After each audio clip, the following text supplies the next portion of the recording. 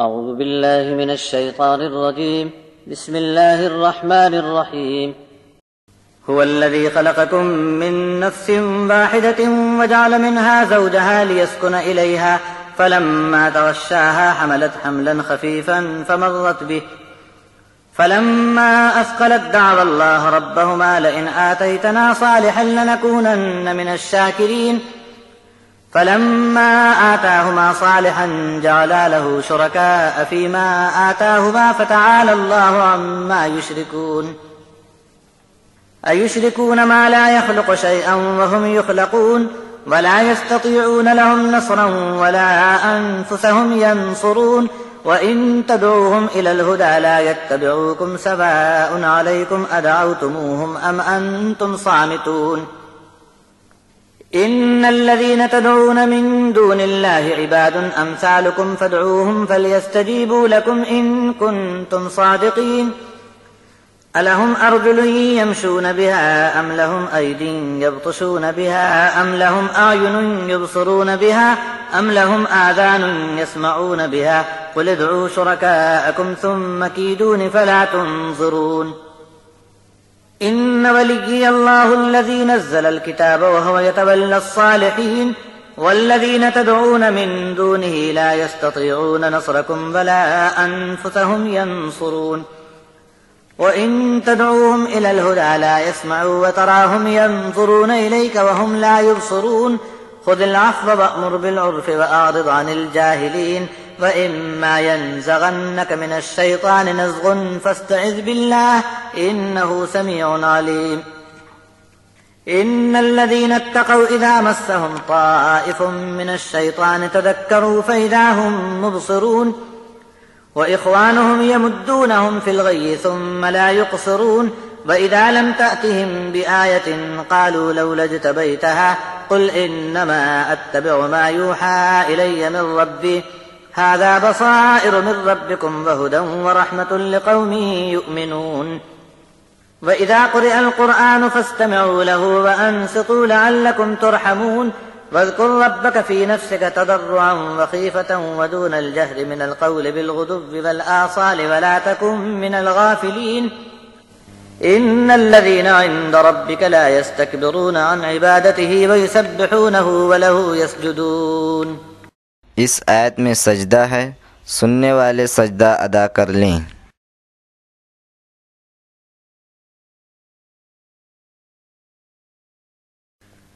وہی ہے جس نے تم کو ایک جان سے پیدا کیا اور اسی سے اس کا جوڑا بھی بنا دیا تاکہ ان کو تسکین اور راحت ملے. پھر جب مرد نے عورت کو اپنے پہلو میں لیا تو اسے ہلکا سا حمل رہ گیا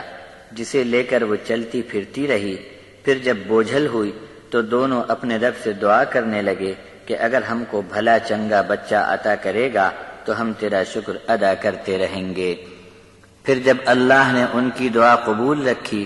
اور انہیں جیتا جاگتا بیٹا عطا کیا تو اس کی دی ہوئی چیز میں دوسروں کو شریک بتانے لگے. بس اللہ تو بہت ہی بلند و اعلیٰ ہے ان کے شرک سے. کیا ایسوں کو اللہ کا شریک بناتے ہیں جو کچھ بھی پیدا نہیں کر سکتے بلکہ خود ہی پیدا کیے جاتے ہیں؟ ان کی مدد نہیں کر سکتے اور بیچارے خود اپنی بھی مدد نہیں کر سکے. اگر تم ان کو راستے پر بلاؤ تو ساتھ نہیں آ سکتے. پھر ان سے دعا کرو یا نہ کرو، بولو یا چپ رہو، دونوں برابر ہیں. اللہ کے سوا جسے بھی تم پکارو وہ تمہارے ہی جیسے بندے ہیں. پھر بھی ان کو دعا کر کے پکارو گے تو ہونا یہ چاہیے کہ وہ تمہاری دعا سن کر فریاد کو پہنچ جائیں. اگر تم سچے ہو تو ایسا کر کے دکھلا دو. کیا ان کے پاؤں ہیں جو چل کر آئیں گے، یا ہاتھ ہیں کہ کسی کو پکڑ سکیں، یا آنکھیں ہیں دیکھ سکیں، یا کان ہیں کہ سن لیویں؟ آپ کہہ دو کہ یہ سب کچھ ہے تو پھر تم اپنے شریکوں کو دعا کر کے بلا لو اور مجھے اس اچانک حملے سے سنبھلنے کی مہلت اور اطلاع بھی مت دینا، اور مجھ پر ٹوٹ پڑو اور تم اور تمہارے شریک مل کر بغیر انتظار کے مجھ پر دھاوا بول ڈالو. بے شک میرا ولی تو صرف اللہ ہے جس نے کتاب نازل فرمائی اور وہ اصلاح کرنے والوں کی حمایت فرماتا ہے، اور اللہ کے سوا جس کسی کو بھی دعا کر کے پکارتے ہو ان میں تمہاری مدد کو پہنچنے کی طاقت نہیں، بلکہ خود یہ لوگ اپنی مدد آپ بھی نہیں کر سکتے۔ اگر ان سے دعا کر کے راستہ پوچھو تو بتا نہ سکیں، اس لیے کہ آواز کو یہ سن نہیں سکتے، اور تم دیکھتے ہو کہ گویا تمہاری طرف تاک رہے ہیں جبکہ وہ کچھ بھی دیکھ نہیں سکتے۔ نرمی اور معافی سے کام لو اور نیکی کے کام کا حکم کرو، اور جاہلوں سے الجھنے کے بجائے دامن بچا کر نکل جاؤ۔ اور اگر جھگڑا ڈالنے کے لیے شیطان تم کو اکسانے لگے تو اس کے شر سے بچنے کے لیے اللہ کا سہارا حاصل کرو، یقیناً وہی سننے والا اور جاننے والا ہے۔ جو پرہیز کرتے ہیں ان کا حال یہ ہے کہ جب کبھی شیطان کی چھیڑ چھاڑ سے جھگڑا بڑھنے کی نوبت آ جائے تو چوکنے ہو کر اللہ کی یاد میں لگتے ہیں کہ فوراً اصل معاملہ انہیں صاف دکھنے لگتا ہے، اور ان کی برادری کے لوگ انہیں الجھن میں گھسیٹنے میں کوئی کسر باقی نہیں رہنے دیتے۔ جب ان کے سامنے تم کوئی آیت پیش نہیں کرتے تو فوراً کہتے ہیں کہ کوئی آیت کیوں نہیں بتاتے۔ جواب میں تم کہہ دو کہ میں تو صرف اسی کا اتباع کرتا ہوں جو آیات میرے رب نے میری طرف وحی سے بھیجی ہے، جو تمام انسانوں کے لیے حق بات کو کھلی آنکھوں سے دیکھ لینے کا ذریعہ ہے اور صاف راستہ اور بھرپور رحمت بھی، لیکن یہ سب اس قوم کے لیے جو ایمان میں آنے کو تیار ہو۔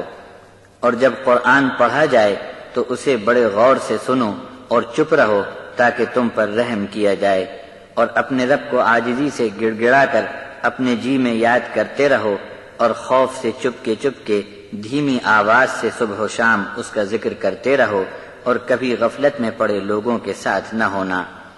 جو لوگ تمہارے رب کے قریب ہیں ان کا حال یہ ہوتا ہے کہ وہ گھمنڈ اور بڑائی چھوڑ کر اللہ کی عبادت میں لگے رہتے ہیں، اور اس کی خوبیاں بیان کرتے ہوئے صرف اسی کو سجدہ کرتے ہیں۔